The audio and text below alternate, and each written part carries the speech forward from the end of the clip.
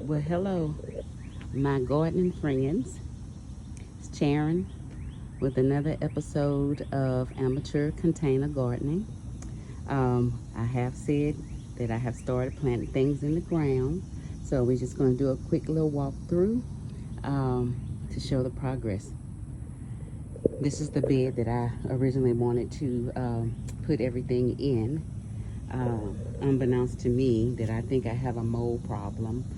If you've been following me, you know I posted a picture of a little rodent or whatever it was that had met its end, that was in the back by one of my other areas. So I bought me some of that mold poison worms that I'm going to put out. But so far, I've noticed my dogs like to come over here now too, so they've been patrolling a lot.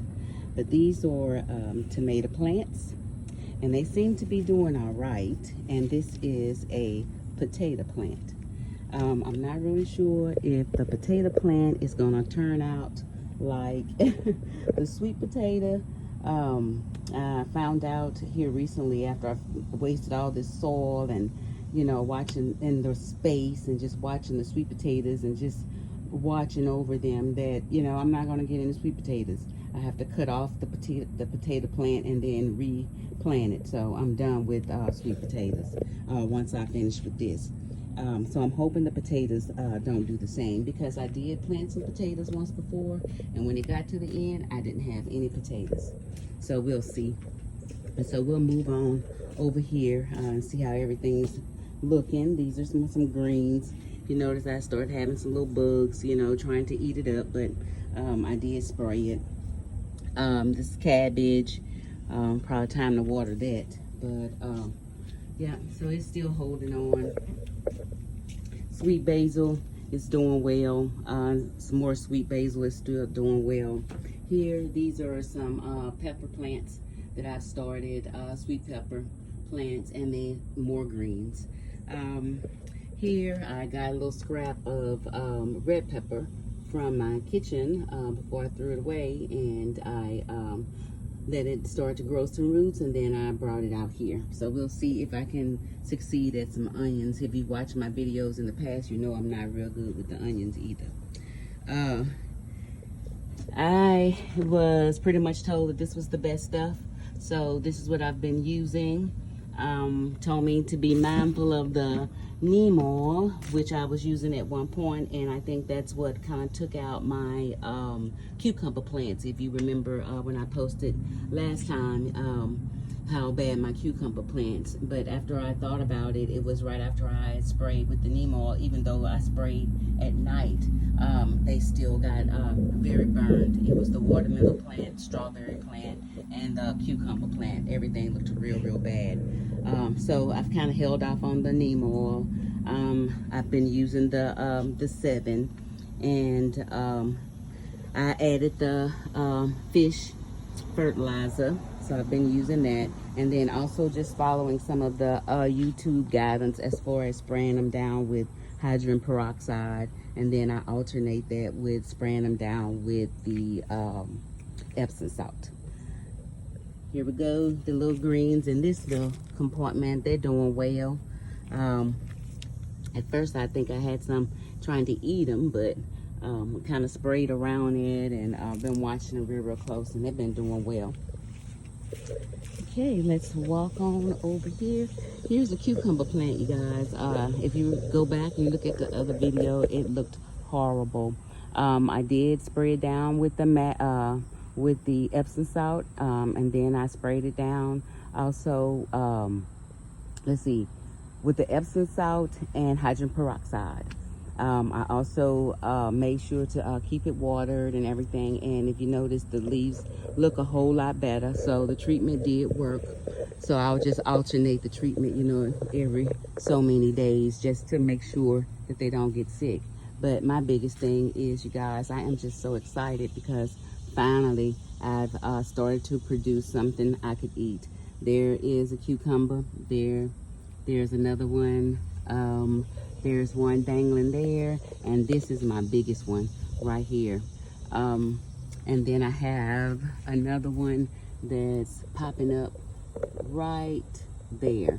And I'm going to be expecting a lot more simply because I am full of the dragonflies and the bees and everything. They try to keep me away. That's what this little dragonfly doing right here. Here he is, trying to keep me away from my own garden.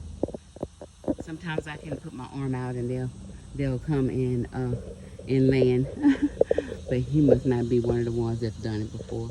But here is the oldest cucumber plant. Still no cucumbers on it yet. However, like I said, I seen some bees over here earlier today, and they are fertilizing, you know, pollinating it or whatever. And then let's go ahead and move on around. This is my cherry tomato plant. Been doing the same thing. Still got these little squiggly lines all over it and things like that. I've been treating it with the same thing, the Epsom salt and the hydrogen peroxide. My tree's crying. Hello, I see you. And then if you notice my tomato plant, it is outgrowing the enclosure. I went up there, tried to cut off a piece, and now another piece is shot up there. But I am getting some little cherry tomatoes, sun gold cherry tomatoes, and should be some black cherry. Down here, still my pepper plants, nothing growing on them. The foliage looks good though. This one, for some reason, has always taken the brunt of whatever insect and has just been eaten, but it is surviving. It's still green. It looks good. Same treatment. Here's my okra plant, and this is the one, y'all, we thought I had killed when I had put all that vinegar trying to get rid of those slugs, but it has pretty much, it would be outside of the enclosure also if the leaves weren't so big. But I have harvested 2 okra so far, okras, but look, I got some coming there. Let's see, there's another one that's going to be coming there, 2 more there. So I'm looking forward to it. There's some more coming. Just hopefully the peppers start to produce a little bit.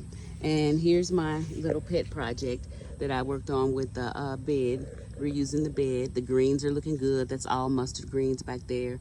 Right here, closer to us, that's cabbage. So we'll see how it does. So far, so good. They've been tolerating this Louisiana heat and the rain, so we've been doing well.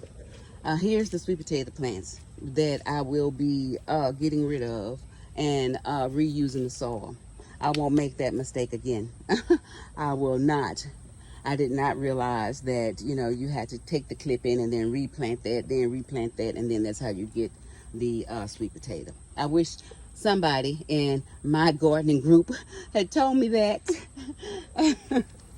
So if you don't know, you know now. All right, here's walking up on the enclosure for the watermelon plant and the strawberry plant. And if you guys remember, it really looked bad last time. But if you see it now, let's see, it looks pretty good. It looks pretty good. Still no fruit. The strawberry plant right here is doing very well. I went ahead and put the cover down on it today because I did spray it last night for insects, and I didn't want any of the residue to burn the leaves. See, that's what I'm finding. A lot of that spray, they're good for your plants, you know, to get the bugs off, but it doesn't matter if you spray them at night and it's cool outside and all that, no sun, because that stuff leaves a residue on it, and the next day, as soon as sunrise, there you go, you got burnt leaves. But this time I kind of caught it. I kind of expected a possibility, so I went ahead and planned for it. Let's see, let's go check on these carrots. You guys know I had put these carrots in here. So far, only one out of the 5 containers has thrived. This one never did grow anything, so I'll be taking that out soon. This one had one and it withered away. Same with the others. This is the only one in the middle that seems like it is it's living, it's thriving. I don't know when or what to do with it, because to me it's so tiny, but it's survived the rain and I keep it in the shade over there, so I guess it's doing all right as far as heat.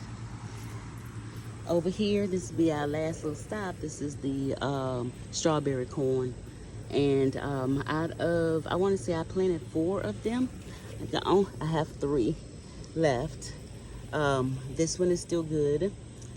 This one is thriving, and this one still is thriving. But if you notice, it's got a little heat damage. I came out here earlier and found one of those big old black hopper grasses or whatever they're called. But of course, I made it get. And then I noticed like the little bugs right here. But what I've been doing is I've been kind of camouflaging it with this plant, and I'll spray, you know, a little over there. But other than that, oh, and then too, remember, I pretty much lost all of my greens and my lettuce. So I ended up moving the containers from out of the front because the slugs was just killing them. And I brought them back here on the back porch. Since doing that, I do have some greens that are looking well, but I think I'll just replant some more in there and watch them and see. I should be successful this time. And this is the little sprigs of lettuce that's left, and it's trying to come back. But the day before I was going to harvest the lettuce, I ended up getting some rain the next day, thinking it's going to dry out, and the slugs pretty much found a fat slug and they just ate it up. Same thing happened here with the greens. They just got kind of frustrated with it and decided to bring it around. So we'll see. But anyway, thank you guys for spending about 12 minutes with me. Be blessed and take care. Don't forget to like, subscribe, and share.